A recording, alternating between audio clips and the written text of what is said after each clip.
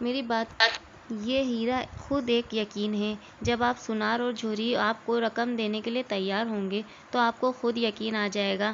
وہ کم میں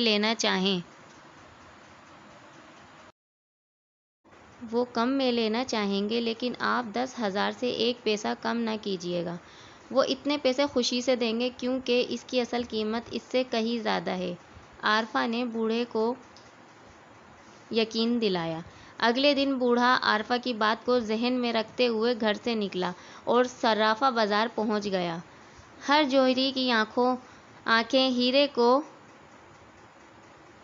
دیکھ کر چمک اٹھیں اور وہ یہی سوال کرتا تھا کہ یہ تمہیں کہاں سے ملا؟ پھر وہ مصنوعی سی لاپرواہی دکھا کر کم دام لگاتا لیکن بوڑھا عارفہ کی ہدایت کے مطابق یہی جملہ دہراتا، میں 10,000 روپے سے 1 پیسہ کم نہ لوں گا۔ بوڑھے کے ہیرے کی خبر پورے صرافہ بازار میں پھیل گئی۔ ہر جوہری اسے کم داموں خریدنا چاہتا تھا۔ آخر ایک بڑے صراف نے 5,000 روپے لگائے، جس کے پاس کئی صراف جمع تھے۔ بوڑھے نے وہی جملہ دہرایا۔ ایک طرف سے آواز آئی، دے دو میاں جو یہ مانگ رہا ہے ورنہ سودا ہاتھ سے نکل جائے گا، لگتا ہے کسی نے اسے سکھا پڑھا کر بھیجا ہے۔ یہ سن کر بڑے صراف نے تجوری میں سے 10,000 روپے نکالے اور بوڑھے کو دے کر ہیرا اس سے لے لیا۔ 10,000 روپے لے کر جب بوڑھا گھر پہنچا تو خوشی سے نہال ہو رہا تھا۔ اس نے عارفہ سے کہا، بیٹی تو اچھی قسمت والی ہے، تیری شکل میں خوش نصیبی میرے گھر میں آئی ہے۔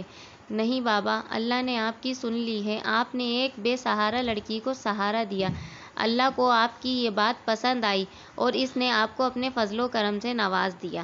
عارفہ نے جواب دیا، آج اچھا سا کھانا پکاؤ، گوشت پکاؤ، مدت ہوئی گھر میں گوشت نہیں پکا۔ بوڑھے نے بچوں کی طرح خوش اس رقم سے سڑک کے کنارے ایک بڑا سا 2 منزلہ مکان خریدا، اوپر کی منزل میں رہائش اختیار کی اور نیچے ایک بہت بڑی دکان کھول لی جس میں ہر قسم کا سامان رکھا۔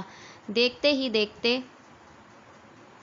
بوڑھے کی دکان چمک گئی اور عارفہ کی دکان کے نام پر پورے شہر میں مشہور ہو گئی۔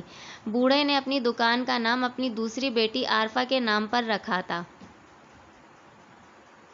جسے وہ بہت نصیبوں والی سمجھتا تھا۔ دکان خوب چلنے لگی تو بوڑھے نے بہت سارا ملازم رکھ لیے اور وہ خود سیٹ بن کر گاہکوں سے پیسے وصول کرتا۔ بوڑھے اور اس کی دونوں بیٹیوں کی زندگی عیش سے گزرنے لگی۔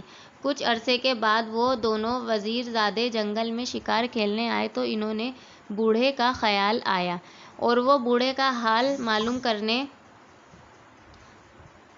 کے لیے اس کے ٹھکانے پہنچے۔